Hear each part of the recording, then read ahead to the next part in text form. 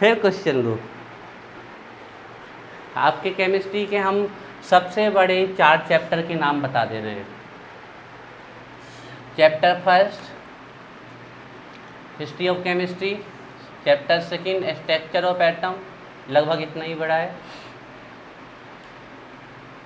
Organic chemistry chapter 13, और then आपका hydrocarbon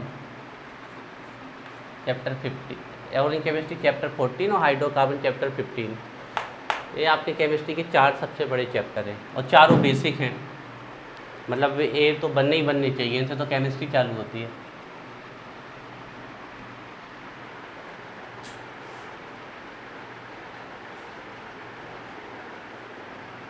चले आगे।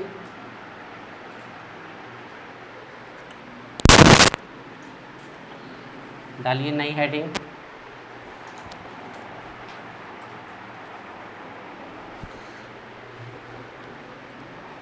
Stoichiometric calculation. Stoichiometric calculation.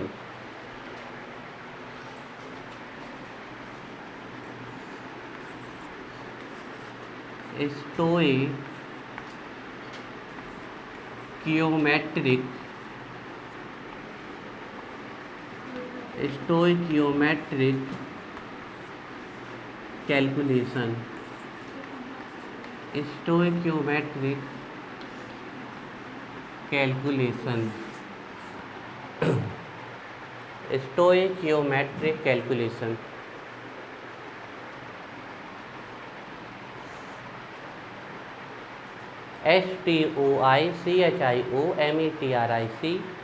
STOICHIOMETRIC stoichiometric calculation. Stoichiometric calculation. Stoichiometric calculation. Stoichiometric calculation लिखिए। Stoichiometry का मतलब होता है संख्या के आधार पर जो गणनाएं करते हैं हम। स्टोइकियोमेट्री का मतलब होता है नंबर। जब भी आप किसी केमिकल रिएक्शन में जो नंबर लिखते हो ना बैलेंस करने के लिए, दैट इज स्टोइकियोमेट्री। अभी पूरा समझ में आ जाएगा आपको एक एक चीज़ें। लिखिए इसमें calculations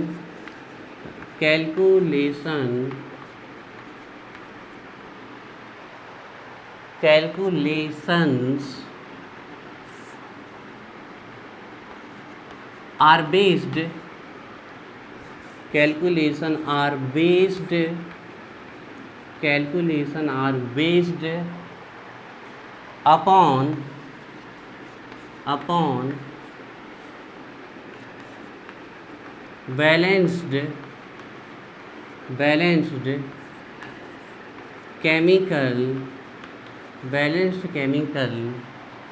balanced chemical equation. Calculations are based upon balanced chemical equation are called stoichiometric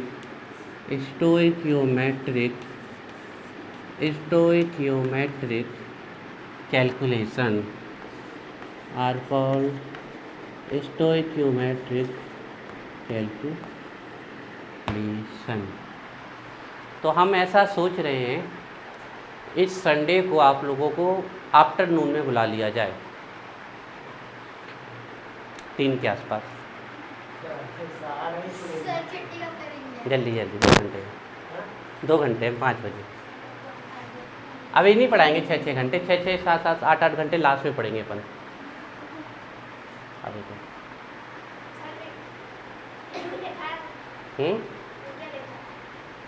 EQUATION equation. EQUATION calculations are based upon balanced chemical equation are called stoichiometric calculation. ठीक है बच्चों, इस वर्ड को अंडरलाइन कर लेना है। बैलेंस्ड, इन calculation को आप तभी कर सकते हो जब केमिकल इक्वेशन बैलेंस्ड हो, उसके पहले नहीं कर सकते, ध्यान रखिएगा। Calculations are based upon balanced chemical equations are called stoichiometric calculation.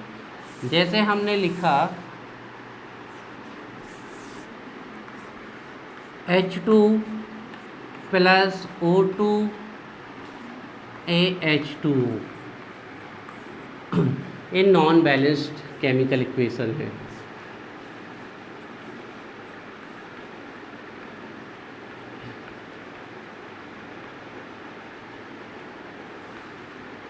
Non balanced chemical equation, इस पे आप स्टोइक्योमेट्रिक कैलकुलेशन नहीं कर सकते। हमें कैसे पता चला कि नॉन बैलेंस्ड केमिकल इक्वेशन है?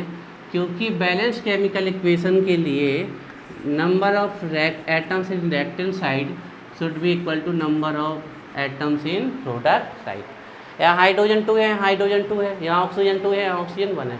या तो इसको 1 कर दें अपन तो इक्वेशन बैलेंस हो जाएगा। तो इसको हम क्या लिख दें, हाफ O2। हाफ O2 का मतलब कितना ऑक्सीजन? एक ऑक्सीजन। बैलेंस करना है ना। हाँ पिछले साल था, इस बार था, हा, गा, गी सब है, मतलब थोड़ा ज़्यादा है। पहले था वाला आएगा पिछले साल का, फिर था का बाद हा वाला आएगा जो पढ़ना, फिर गा वाला आएगा जो भविष्य में मिलेगा।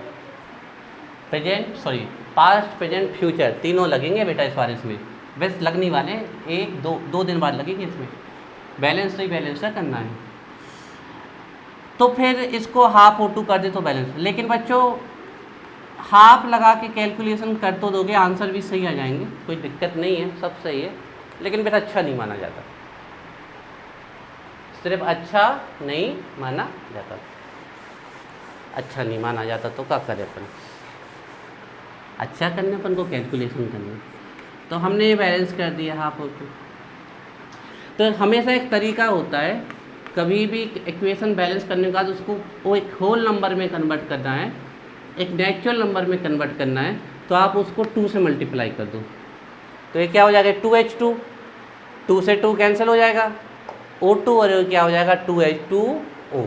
या फिर इतनी सब झंझटी का को अपनाओ, सीधी ऐसे कर दे, देखो 2H2O2 2H2O हो गया बैलेंस। तो इस इक्वेशन पे हमारी इक्वेशन नहीं लगेगी, इसको बैलेंस करोगे तभी हमारी इक्वेशन लगेगी। तो इस प्रकार की इक्वेशन, ये हमारा कैसा इक्वेशन बैलेंस, दोनों तरफ नंबर ऑफ एटम्स कैसे हैं, बराबर। नोट करिए।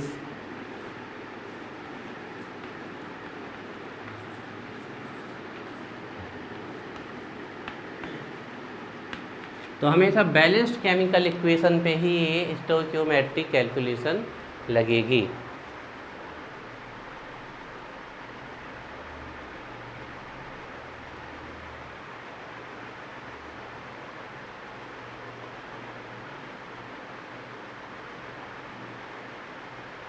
बच्चों अब ये जो बैलेंस्ड केमिकल इक्वेशन में आप ये जो नंबर लगाते हो ए, जिससे आप इक्वेशन को बैलेंस करते हो, यहाँ नंबर कितना है 1 और यहाँ नंबर कितना है 2। ये जो आप नंबर लगाते हो इनको बोला जाता है स्टोइक्योमेट्रिक कोएफिशिएंट। केमिकल इक्वेशन में आप मॉलिक्यूल के सामने जो ये नंबर लगाते हो जिससे आप किसी इक्वेशन को बैलेंस करते हैं, इनको हम क्या बोलते हैं, स्टोइक्योमेट्रिक कोएफिशिएंट। लिखिए स्टार लगा के।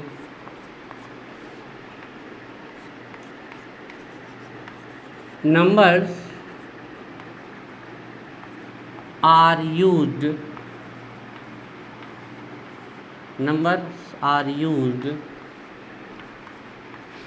to balance the chemical equation. Numbers are used to balance the chemical equation. Numbers are used numbers are used to balance chemical equation are called stoichiometric coefficient are called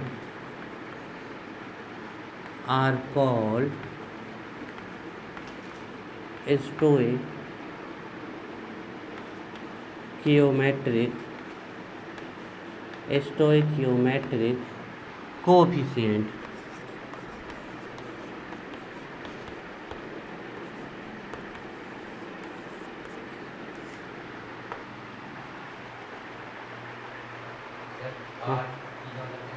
R reactant, P product. R का मतलब होता है reactant, P का मतलब होता है product. जो react करता है वो रिएक्टेंट और जो फॉर्म होता है वो प्रोडक्ट। एरो के बैकवर्ड साइड टेल साइड जो लिखा रहता है वो रिएक्टेंट और हेड साइड जो लिखा रहता है वो प्रोडक्ट होता है। और एरो शो करता है डायरेक्शन ऑफ रिएक्शन, ये रिएक्शन की डायरेक्शन शो कर रहा है कि रिएक्शन यहाँ से यहाँ जा रही है। Numbers are used to balanced chemical equation are called stoichiometric coefficient।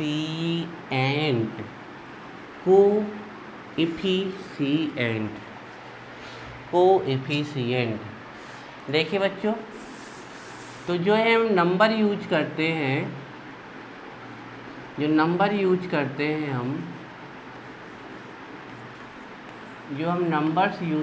हैं, इन नंबर को हम क्या कहते हैं?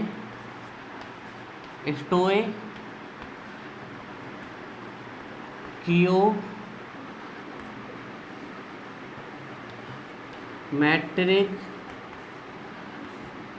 कोएफिशिएंट। और ध्यान रखना, जिसका जितना स्टोइकियोमेट्रिक कोएफिशिएंट होता है उतना ही उसका होता है नंबर ऑफ मोल्स। जिसका स्टोइकियोमेट्रिक कोएफिशिएंट वाटर का कितना है 2, तो वाटर के मोल भी कितने हैं 2। ऑक्सीजन का स्टोइकियोमेट्रिक कोएफिशिएंट कितना है 1, तो इसके मोल भी कितने हैं 1। यहाँ थोड़ा बच्चों इक्वेशन तुम लोगों ने जब से बताया नहीं, गलत लिखा हुआ है 2H2 plus O2 2H2O, this is the right है ना। पहले वाले में क्या लिखा था? H2O2 H2O लिखा था ना, तो 2H2 प्लस O2 2H2O है ना। वो फिलो में लिख के वो जब से देखे नहीं हमने उस तरफ, ठीक है।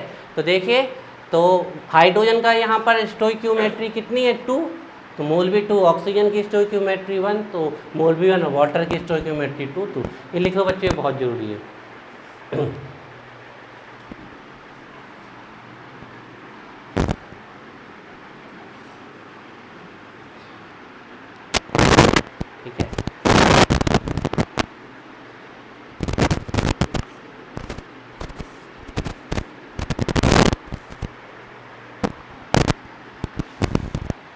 ठीक है, देखिए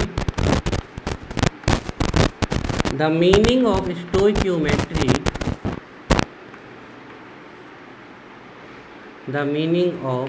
स्टोइकियोमेट्री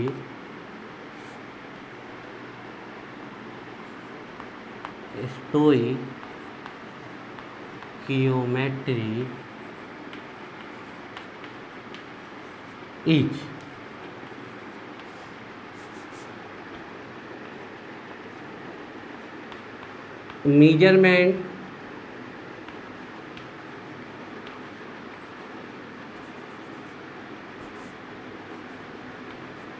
measurement और calculation।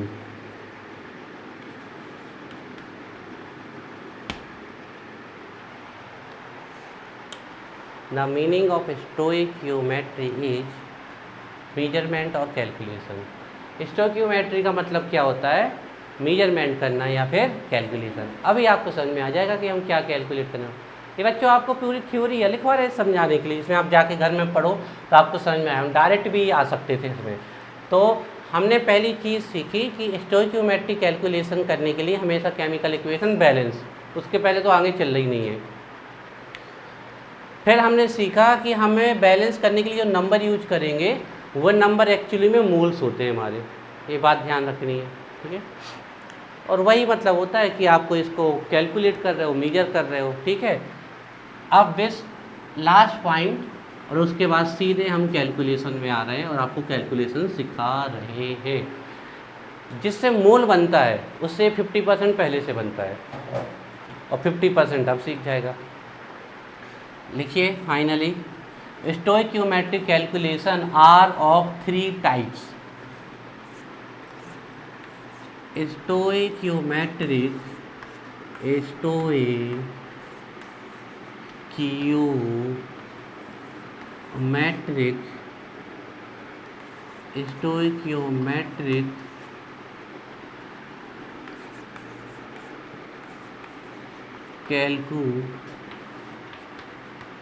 calculations are of 3 types.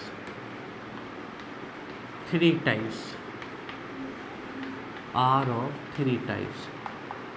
are of 3 types. 3 प्रकार के होते हैं बच्चों ये कैलकुलेशन।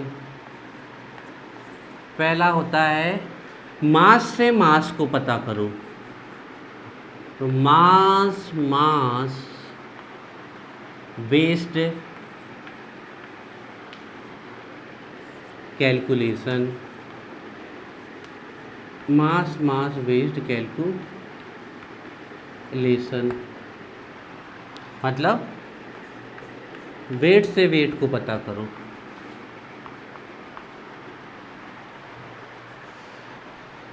सेकेंड टाइप्स के कैलकुलेशन होते हैं स्टोइकियोमेट्री में,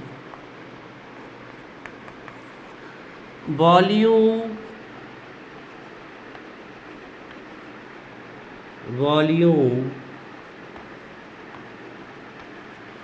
बेस्ड कैलकुलेशन,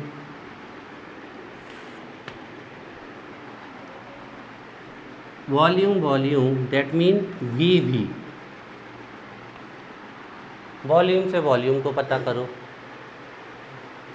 और फाइनली इन दोनों का मिक्सचर होता है, मास से वॉल्यूम को पता करो या वॉल्यूम से मास को पता करो, तो mass volume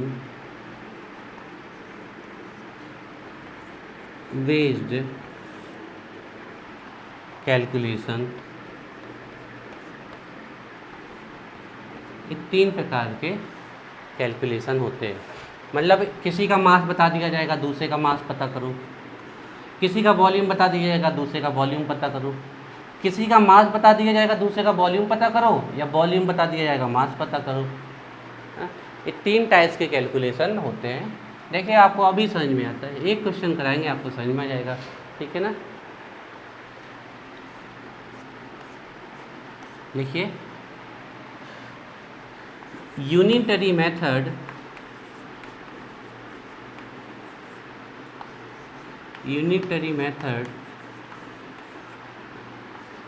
can used for such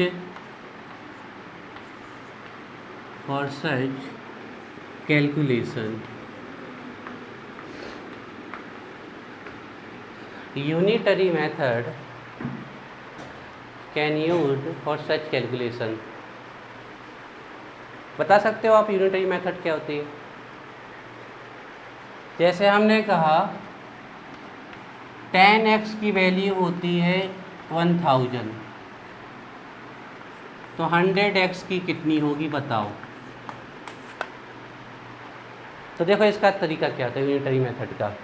पहले हम एक x की वैल्यू निकाल लें, तो एक की वैल्यू निकालना मतलब आपको जो भी डेटा दिया है उससे एक की वैल्यू निकाल लो, फिर आप कितनी की भी, तो 1x की निकाल लें, तो 1x की कितनी निकल आई 100, तो 1x की 100 निकल आई, तो 2x की 2 से मल्टीप्लाई कर दो, और 100x की निकालनी तो 100 से मल्टीप्लाई कर दो, तो 100 से मल्टीप्लाई कर देंगे।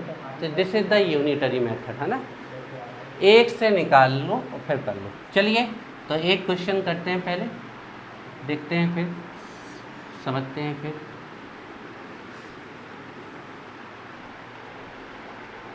चलिए बच्चों, मास वॉल्यूम मास कुछ भी हो सब एक में समा जाएगा, आपको सिर्फ समझना है। ठीक है, एक एग्जाम्पल से आपको पूरा खेल समझ में आ जाएगा कि ये खेल था क्या। कुछ नहीं थी, रस्सी थी, उसको जलेबी बना दिया गया है। N2 गैस है एक, रिएक्ट विद H2 ये भी गैस है, 3H2 है ना, और फॉर्म 2NH3 ये भी एक गैस है। सबसे पहले कोई भी कैलकुलेशन करने से पहले ये देख लेना क्या केमिकल इक्वेशन बैलेंस है। Is the chemical equation is balance. इस साइड कितने नाइट्रोजन, 2 एटम है नाइट्रोजन के, इस साइड भी नाइट्रोजन के कितने एटम है, 2। इस साइड हाइड्रोजन के 6 एटम है, इस साइड भी कितने हैं, 21 है। चलिए, तो पहले हम देखते हैं इसमें कि इसका कितना मास हाइड्रोजन के कितने मास से रिएक्ट कर रहा है, तो अमोनिया का कितना मास बन रहा है ना। चलिए देखें हम, तो नाइट्रोजन का एक का होता है 14, तो 2 का कितना हो गया 28 ग्राम। हाइड्रोजन का एक का होता है 1, तो 6 का हो गया 6 ग्राम। एक नाइट्रोजन का होता है 14, तो 2 का हो गया 28, और एक हाइड्रोजन का होता है 1, तो 6 का हो गया 6, तो 28 एंड 6 34 ग्राम। नोट करिए इसको।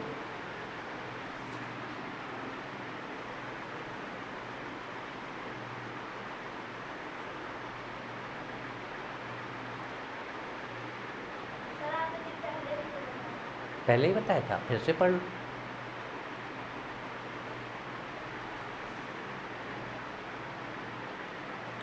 पहले बताया था, अब बताएंगे।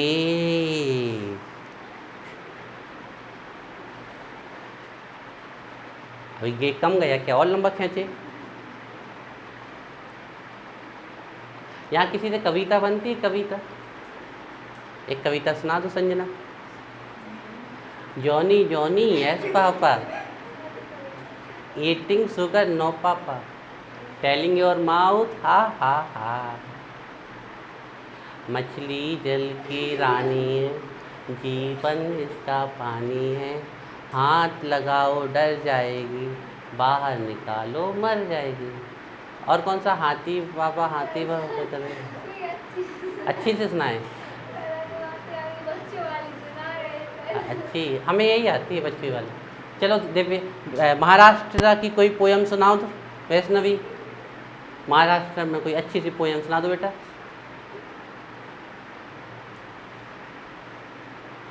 सुनाओ वैष्णवी। देखो हमने कितनी सुनाई, 3, एक तो सुनाओ। नहीं आती, पोयम नहीं आती, बताओ 11वीं में आ गई, पोयम नहीं सीखी आज तक। एक वो है ना, तितली उड़ी उड़ती गई। तुम सुनाओ बेटा, बेटा। चंदा मामा दूर के, कोई, चलो कोई नहीं, दिव्यांश सुनाएगा। नहीं आती, कब पोयम नहीं आती, तुम सुना दो। यस, गाना आता, कोई गाना अच्छा सा। नहीं आता, गाना आता है बेटा, गाना आता है। तो बेटा आगे जाके आप लोग कॉलेज लाइफ में जाओगे, बड़े बड़े कॉलेज में, वहाँ जब परफॉर्मेंस करनी पड़ेगी तो तुम लोग तो बिल्कुल खाली हो। वहाँ पर फेस्टिवल होंगे, वहाँ तो नाही भी नहीं कर सकते। हाँ, वहाँ तो फिर रैगिंग है तो बेटा बंद हो गई है, लेकिन फिर ये है कि वहाँ जाके आपको परफॉर्मेंस तो करें, मतलब ये कार्यक्रम होंगे, वहाँ पूरी पर्सनालिटी डेवलप करते हैं ना। एक आइडल जब ट्रेनिंग चलती है ना, तो उसको गाना, डांस, खाना बनाना सब सिखाया जाता है। हाँ, पूरा सिखाया जाता है, एक आइडल टाइप। चलिए बच्चों देखो, अब आपसे अगर कोई पूछ लेता इस क्वेश्चन में, what happen when 28 gram of nitrogen react with, पूछ लेता how many grams of ammonia is formed, sorry how much gram of ammonia is formed when 28 gram of nitrogen react with 6 gram of hydrogen, तो answer होता 34 ग्राम। अब इसी की जगह कोई पूछ लेता कि 56 ग्राम अमोनिया अगर रिएक्ट करती तो कितने ग्राम, 56 ग्राम अगर नाइट्रोजन रिएक्ट करता तो कितने ग्राम अमोनिया बनती। तो आंसर देखो, हमने इसमें कितने का मल्टीप्लाई किया है, 2 का, तो उसके में भी 2 का करना पड़ता, तो वो कितना बन जाता, 68 ग्राम। से मास पता कर रहे हैं, उल्टा पूछ लेते कि अगर 14 ग्राम नाइट्रोजन रिएक्ट करती तो कितने ग्राम अमोनिया बनता, तो कितने ग्राम अमोनिया बनता, 17 ग्राम। क्या किया इस बार हमने इसको हाफ से डिवाइड किया, तो उसको भी कितने से डिवाइड, मतलब इस इक्वेशन में जितना चेंज लाओगे उतना ही। अब कोई पूछ ले कि इसमें नाइट्रोजन का करता है तो हाइड्रोजन का कितना करता है, आंसर है 3 मोल। तो अमोनिया के कितने मोल बनते हैं, 2 मोल। बात समझ में आ रही है। This is the calculation. ऐसे जब आप एक के मास से दूसरे का मास पता कर रहे हो तो मास कैलकुलेशन। ठीक है, अब आगे देखो,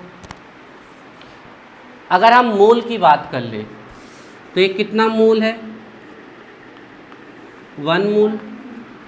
अगर हम इसकी बात कर ले तो ये कितना मोल है, 3। बच्चों लिखते चलो क्योंकि बस अब अपन एंडिंग क्लोजिंग टाइम पे चल रहे हैं। 3 मोल। और इसका कितना हो जाएगा, 2 मोल। तो अगर पूछ लेते कि if 2 mole of nitrogen react, अगर नाइट्रोजन के 2 मोल रिएक्ट कर रहे हैं तो हाइड्रोजन के कितने चाहने पड़ेंगे, जल्दी बताओ।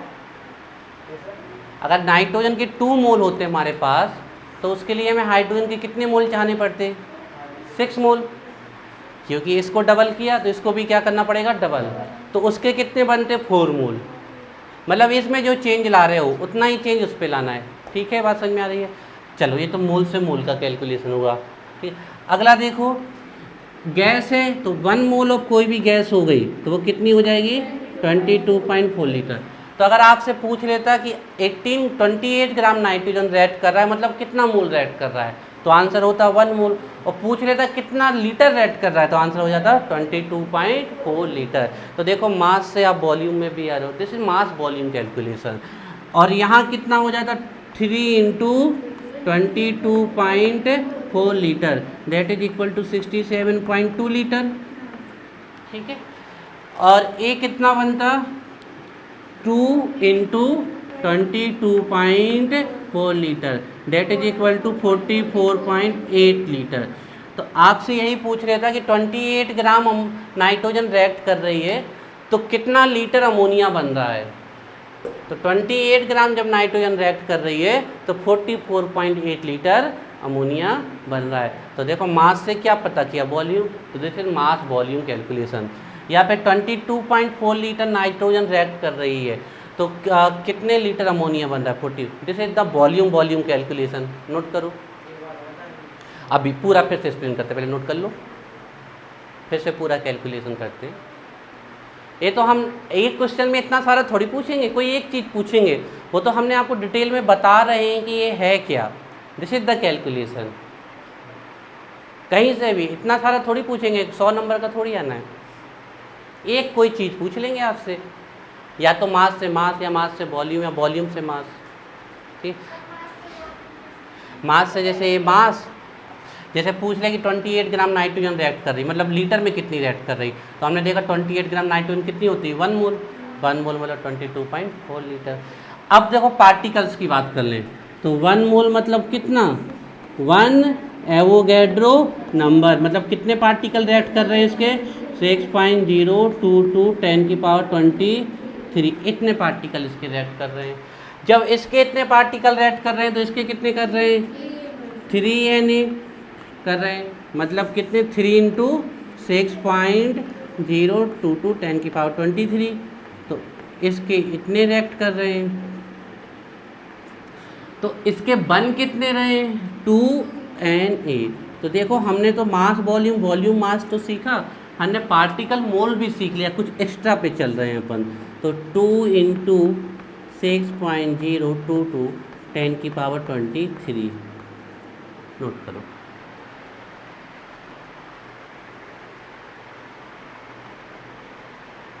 तो इस प्रकार से कैलकुलेशन करना है हमें।